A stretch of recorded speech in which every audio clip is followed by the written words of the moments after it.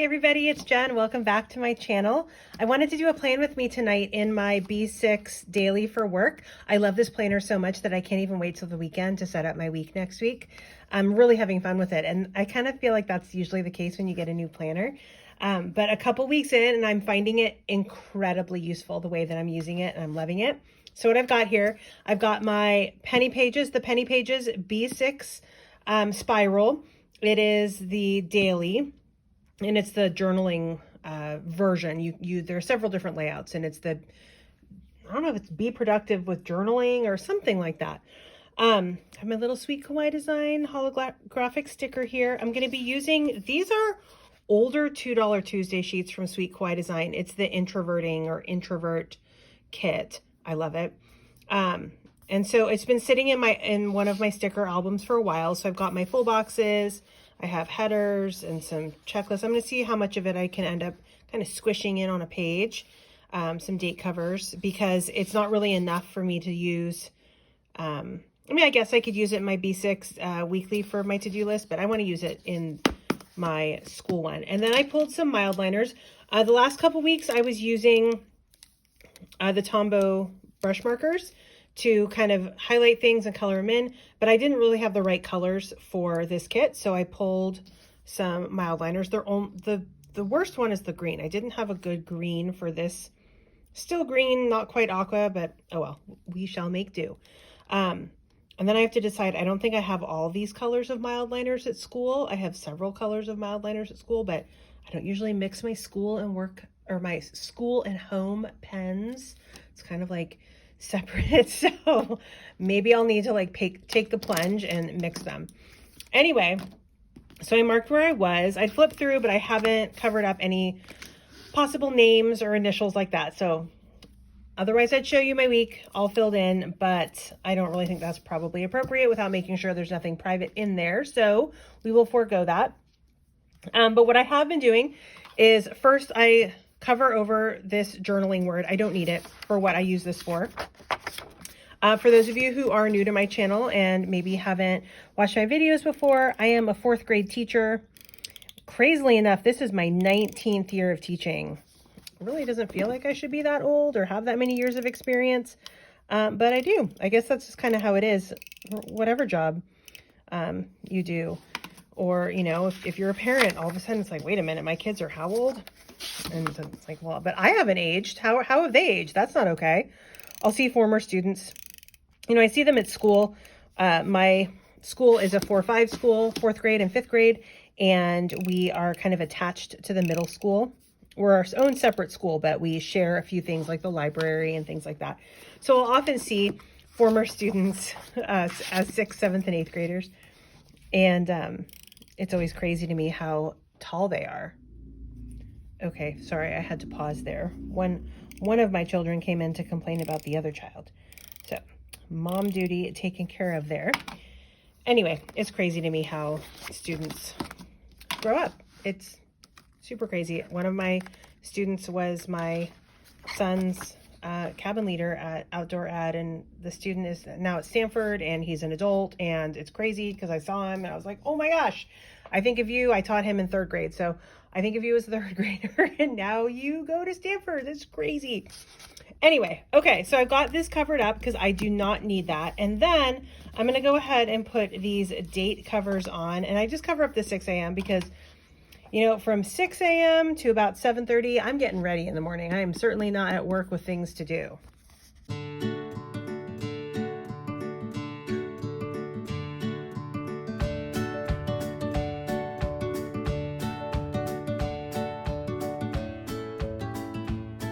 Alrighty, I have my date covers on, and now I can kind of decide. I do want to go in rainbow order. I'm going to skip this one because as much as I'd love to stay home, I will not be at home when I'm at work. So, all right, so I have an order, and I messed it up last week. This was the problem. My brain, like this late in the day, although it was Friday night, just can't seem to remember the order. So let me go off screen to check so I don't accidentally reveal important information. Let's see. So when I am at the top, then I go to the bottom, top, bottom, middle. So I was last at the top. So I'm going to put a sticker here in the middle, and I probably don't need to do that. I'm just sort of trying to space out the stickers, like making a big, I don't even know how to say it, a big stack. You know, if I put them all here, then they're all going to stack up here, although I guess that's what's happening with the date covers anyway. So it probably doesn't really matter, but you know what? It makes me feel better. So there you go. Okay, so top, bottom, middle. I'm going to go top, bottom. And let's see if I can not mess it up. Okay, so it's top, bottom, middle, top. How sad is it that I have to repeat it to myself this many times? Oh my goodness. Okay, top, and then we're going to go to the bottom. And I'm just going to put this quiet, please, because you know what? By Friday afternoon, that's about how I feel. For sure. All right, I have my cute little decoration there on. And I also like that then the purple is in the date cover because I didn't quite get all the way through the rainbow with that. And then I found one thing I changed from week 1 to week 2 is instead of putting any headers here, I liked using the highlighters because then I could very easily write on there with if I need to make a list of things I need to photocopy, or maybe a list of things to grade, or anything super special going on that day. I can put it in. And I try to color coordinate it as much as I can.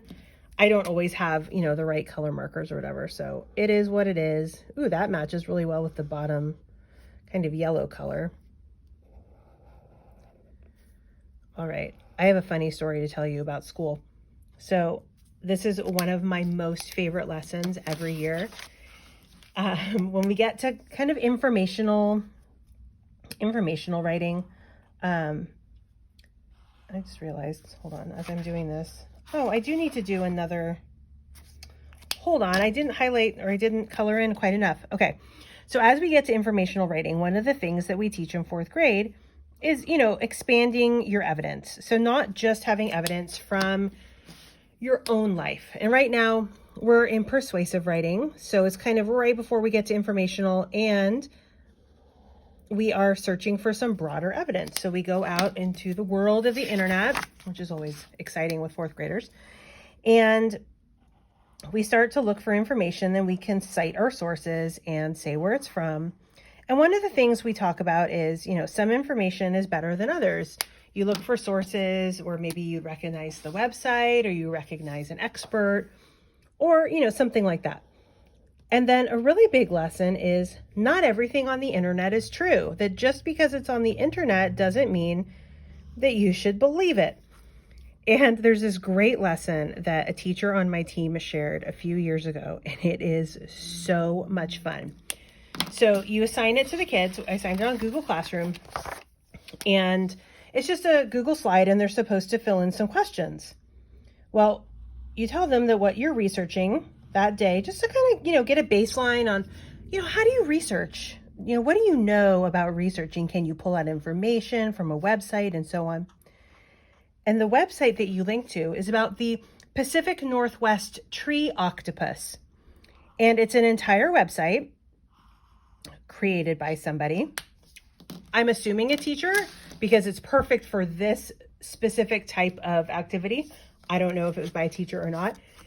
And there's an entire website devoted to the Pacific Northwest tree octopus with photos and all kinds of links and like frequently asked questions. And oh my gosh, it's amazing. And so you give the kids like 10 minutes, you know, they can research the octopus and oh my gosh, what are you finding? And all this stuff. And then you have them stop and you're like, all right, you know, let's talk about what we learned here. Pause. I'm going to try to use some of these check lists because I think they're really cute. So I think I'll just put one on each day. Okay. So, you know, you have them get off and you're like, all right, what'd you learn about this? And they're like, oh my gosh, I'd never even heard of a tree octopus and it's endangered. We should totally be doing something about it. And all this stuff. It is awesome. They're sharing how big it is. And they're like, oh my gosh. Yeah. And then I'm like, really? Wow. Have you guys ever heard of this animal before? And, you know, like 4 kids raise their hand. Okay. And so that's like, okay, you know what? Let's poke around the site a little bit. And you go to the frequently asked questions, I think. It's the frequently asked questions. And wait, where am I putting this? Okay. Top, middle, bottom. Okay, I'll just put it middle. This is not following a pattern, but that's all right. The frequently asked questions are hilarious. And it finally gets down to the point where you're like, why can Sasquatch eat the tree octopus if it's dangerous? And they're like, wait, what? And you're like, oh yeah, Sasquatch is another name for Bigfoot. I'm like, what? Like, yeah, well, see, it says here that unless you want to lose a limb, you just let Sasquatch do whatever Sasquatch wants to do. And they're like, oh, but wait, is Sasquatch real? And then we just keep going. And it talks about donating money to the tree octopus. And it says, well, you know, you really don't need to donate any money.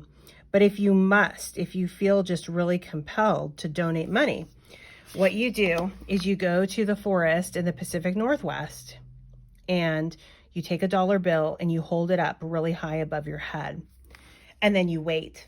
And if you wait long enough, and if you're still enough, the octopus will eventually come and grab it with her tentacles and then use it to line her nest. And we'll keep coming back for more until you stop. And at that point, they're like, wait a minute, is this real? It is so much fun. And they're like, oh my gosh, but I thought because you gave it to us that it was real. And that's true, right? They know their teacher gave it to them, so they figured, oh my gosh, it must be real. But it really drives home the point of, hey, just because it's on the internet doesn't mean that it's real. And we talk about, you know, we read an article online a couple months ago about a Native American tribe who had done a lot of work in bringing back an endangered condor to lands in California, up in Northern California, like way Northern California. And we talked about who was quoted in that article, you know, the U.S. Fish and Game and Wildlife and all this stuff. And it's like, those are sources where you're like, okay, this is real. But none of that's in this. And oh my gosh, they thought it was so much fun. And they think about it, right? When they started researching for their essays, they were asking, is this a reliable source? Is this a reliable source? It was great. Anyway, total side note tangent there about the fun times in 4th grade. Alrighty, so I've got it kind of decorated, and now the last thing that I want to do to really get ready for next week is show on my schedule any kind of different things I need to remember, like when students are being pulled out for different services, and also any recess duties I have, and then make little notes about things I need to remember are going on that day so that I don't forget about special stuff.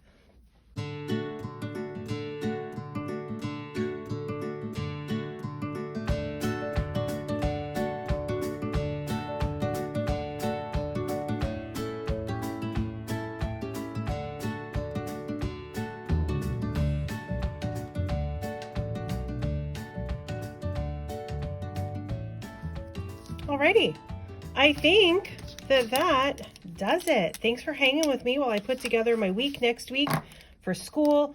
Absolutely loving this little planner. I'll link it below in case you want to check it out for yourself. Have an awesome day.